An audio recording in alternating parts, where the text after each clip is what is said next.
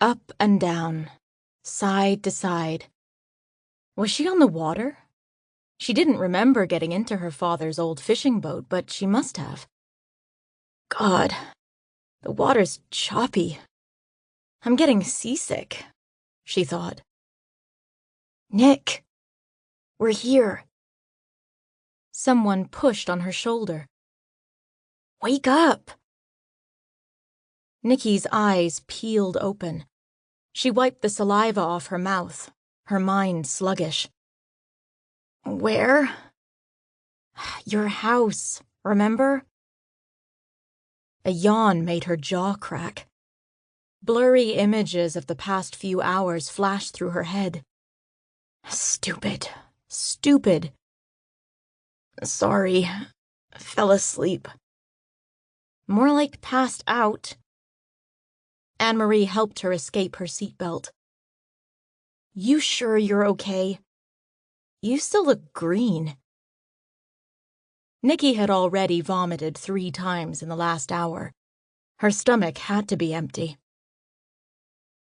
I'm good. Where's my bag? In the back. I'll grab it. Nikki fumbled with the handle of the door and shoved it open. The house was dark. Her parents would definitely be in bed. She just had to quietly sneak inside and get to her bedroom. As long as she avoided the squeaky parts of the steps, her parents would never know about what happened tonight.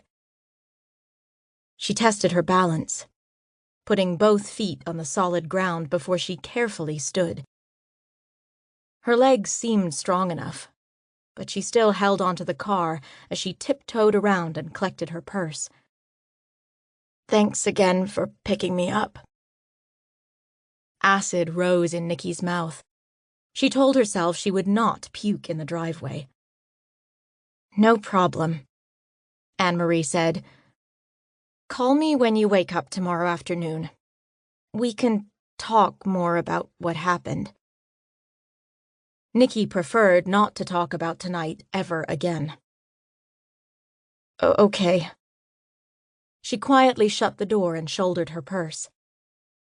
Anne-Marie whipped the little escort around the circular drive, and her headlights disappeared down the lane.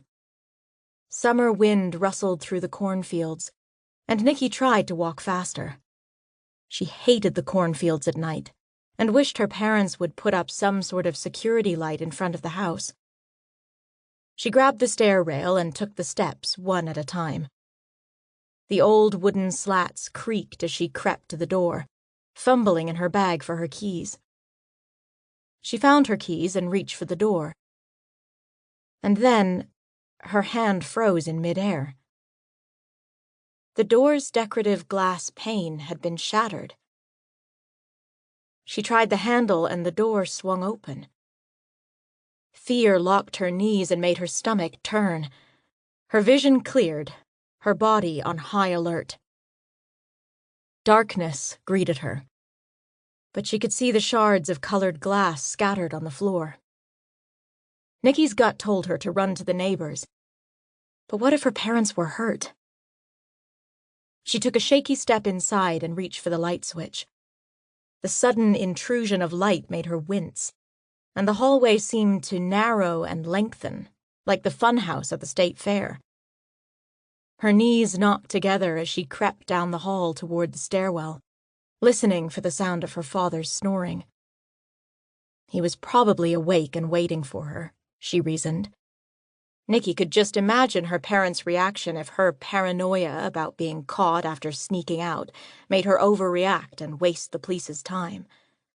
They didn't live in Minneapolis, she told herself. Stillwater was about as safe and boring as church on Sunday.